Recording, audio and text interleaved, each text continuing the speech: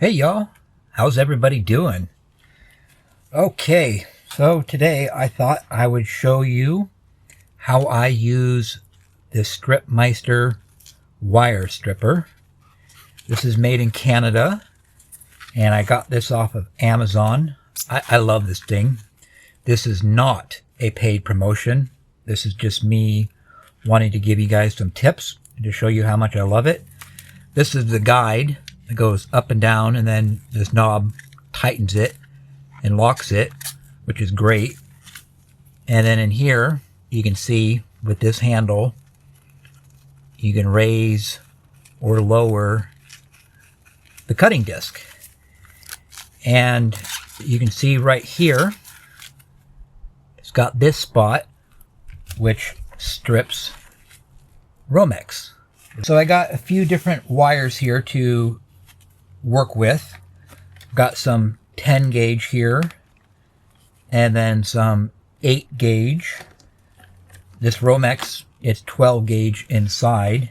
Also got this like lamp cord or extension cord, and it is 16 gauge. Wanted to show you guys what I got in the mail. I got some channel coins. You can see it says Scrap It All. And on the other side, it says Machete Man. These were a gift from Chris at Wannabe Scrapping, and his business channel is HH Recycling. I will link both of those channels in the description. Thank you, Chris, so much for these coins.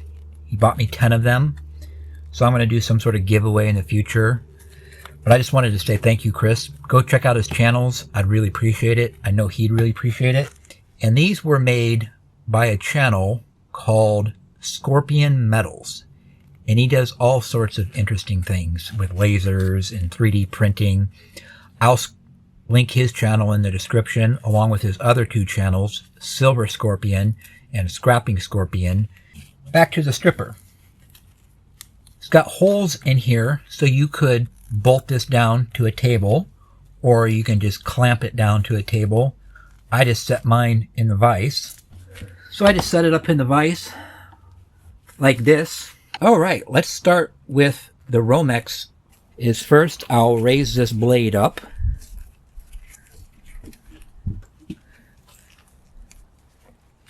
And then I'll stick this through.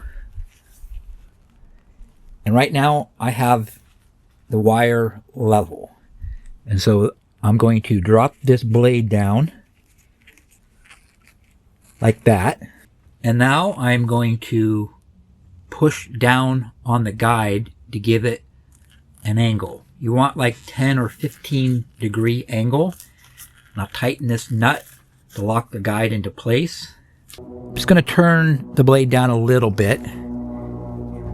And we'll do a pass to see if it cuts. And it didn't cut, so I'll turn the blade down a little bit more.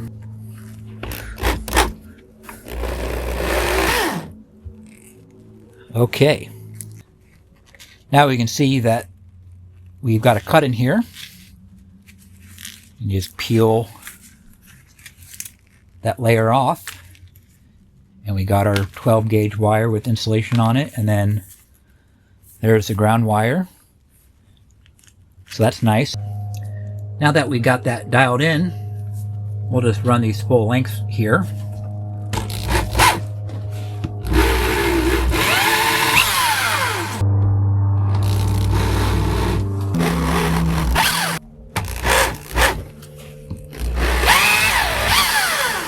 Okay, now that those pieces are cut, we just peel off that yellow layer. And we're left with our wire. As you can see, you can get it dialed in. That wire just comes off, the insulation just comes off real easily.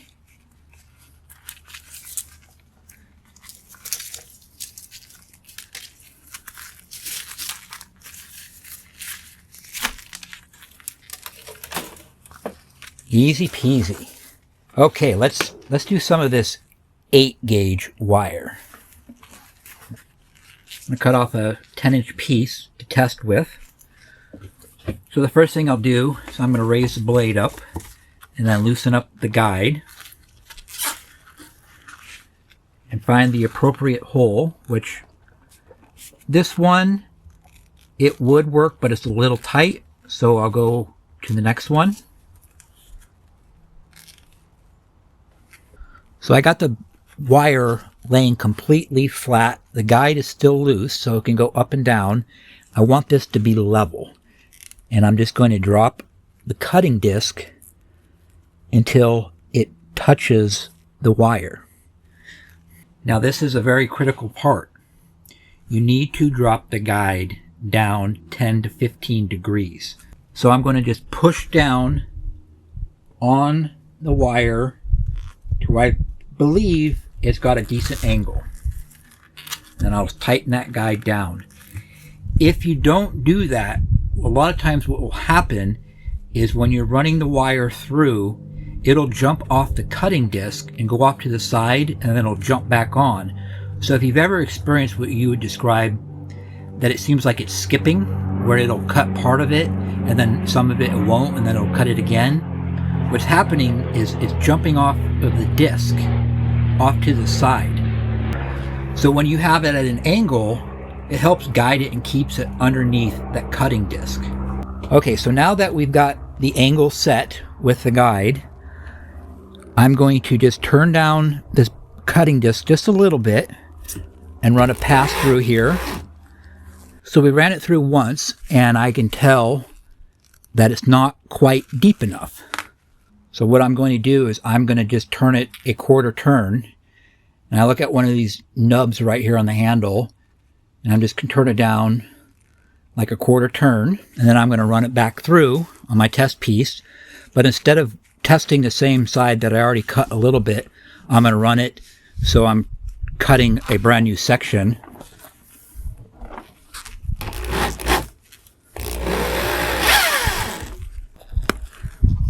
It's not quite deep enough, so let's turn it down a little bit more.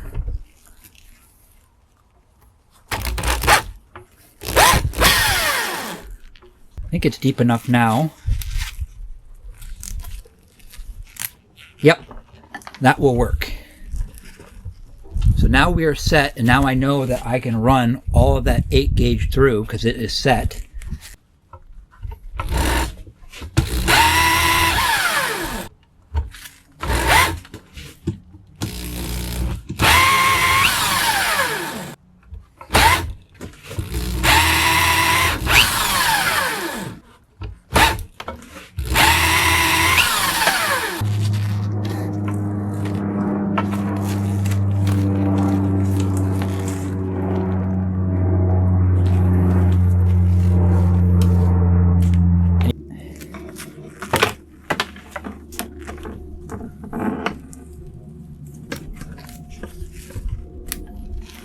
Now we've got some 10-gauge.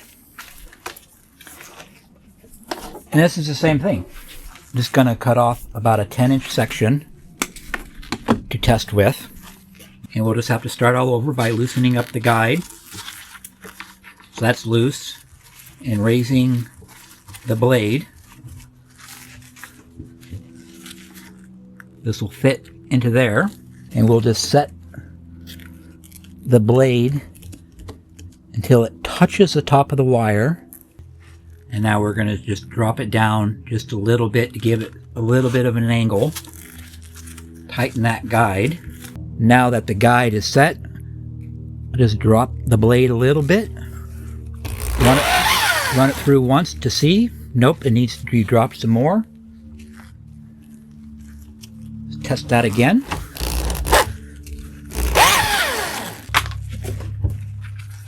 As you can see, that cut perfectly. Now I can run all the lengths of this 10-gauge knowing that it's going to cut perfectly each time.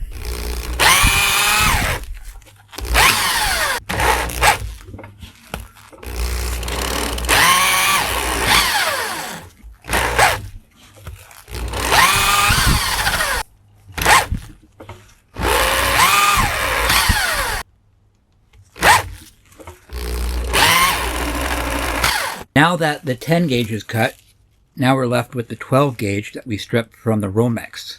Now at this point, you may not have to adjust the guide. All you'll have to really do is just adjust the blade down just a little bit.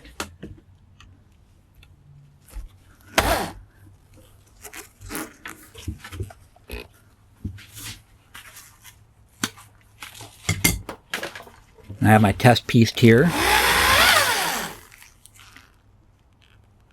Just a little bit more.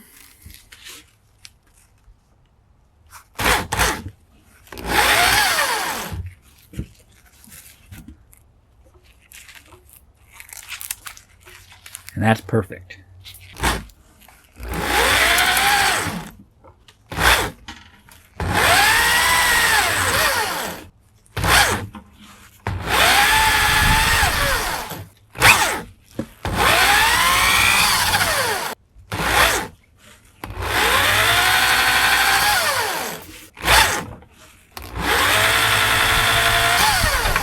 Now I wanted to show you an example. This is back to this 8 gauge wire. What will happen if you put too much of an angle down on the guide? When you do that, you have too much of an angle. Get this started. And I'm going to drop this angle down a little bit more. I'll move my camera. So now the angle is too much. Now what's going to happen is it's going to make tight curls in the wire.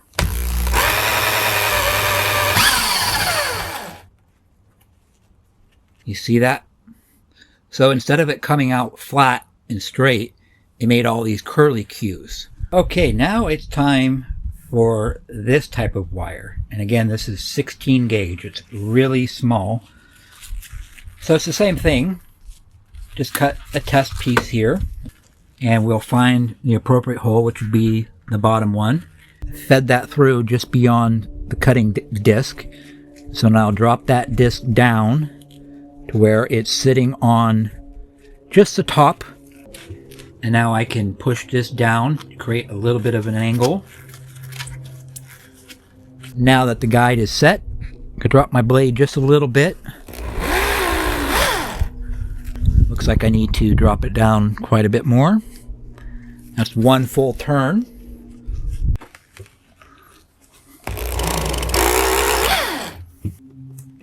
Now, as you can see, it cut into it, but was it too deep? We'll see if we have any needles.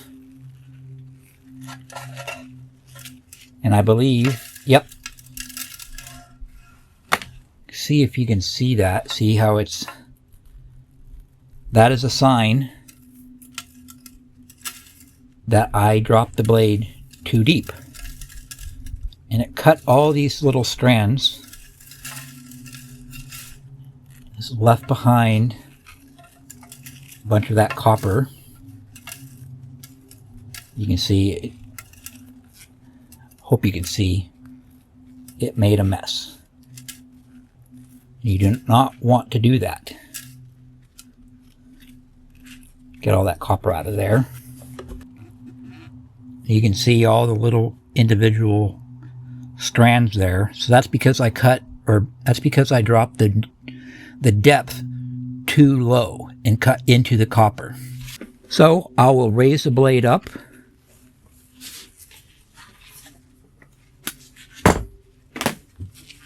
And I cut another test piece. Little too high, just drop it down or raise it up a little bit. Now let's see if I got the depth just right.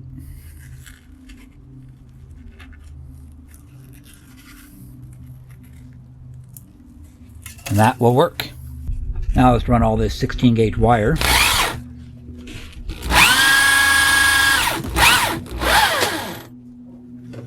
Now let's go ahead and run this last piece of that 16 gauge through.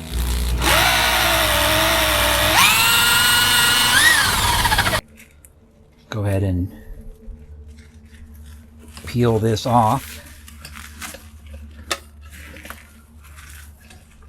Probably could have come up on that blade just a touch.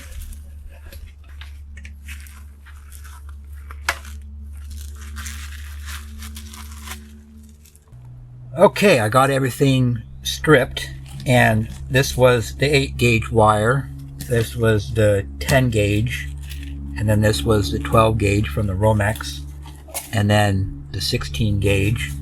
What we got here is 2.5 pounds of copper. And so this is roughly around $7.50. And I say roughly because all this wire is number 1 wire, except for this. This is number 2, and it's because it's too small.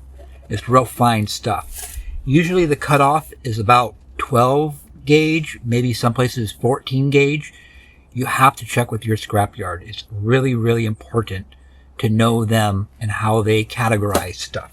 Like, for example,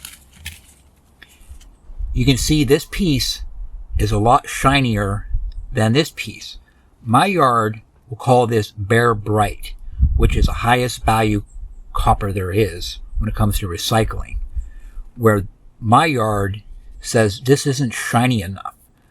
But your yard, they may say that all of this is bare bright. All right, well, I hope you guys enjoyed this video. I hope you learned something. If you have any more questions, just ask me in the comment section, and I'll try to explain a little bit more if I didn't cover something that you have concerns about. If you're new to my channel, I just ask maybe you consider subscribing. Thank you to all of my subscribers for being here. I appreciate every single one of you. Thank you, God, for another wonderful day. God, I thank you for the things you're doing in my life and the things that you're doing in the lives of my viewers. God, I pray for my viewers, Lord. I pray for their health. God, who's ever struggling with whatever disease or virus, whatever infirmity it may be, God, I ask that you will heal their bodies, God. Heal their minds. Restore their hope, God. So I just lift them up to you now. In the name of Jesus, I pray. Amen. All right, y'all. I'll see you in the next video.